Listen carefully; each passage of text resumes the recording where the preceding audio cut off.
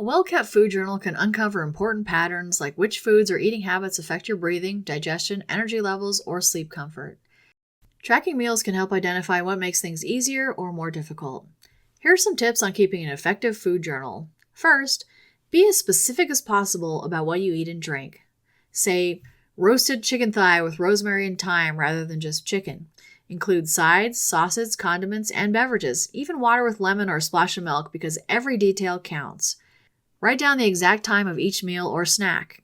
Some foods may be better tolerated earlier in the day, but be problematic if eaten closer to bedtime. Mark whether each entry was a meal or just a snack. Many people with COPD do better on smaller, more frequent meals rather than 3 large ones. Be sure to note the portion size. Use standard measurements like cups, ounces, slices, or number of pieces. For example, half a cup of brown rice, 1 scrambled egg with a teaspoon of cheese.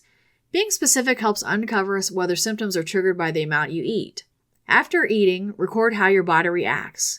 Ask yourself such things as, was my breathing harder? Any bloating or acid reflux? Did I feel fatigued or energized? Did sleep suffer later? Did I cough or feel throat or chest tightness? Keep your diary close by, such as on the dining room table, countertop, or as a note on your phone or tablet. Be honest and consistent. This is not about judgment, but understanding what works best for you. At appointments, sharing this diary can help your care team make personalized recommendations. Review your journal weekly and look for patterns. Do certain foods or habits consistently leave you short of breath or bloated? Which meals give you energy and easier breathing? Remember, food is fuel, comfort, and part of your routine. This food diary is your personal roadmap to eating in ways that support better breathing, energy, and well-being.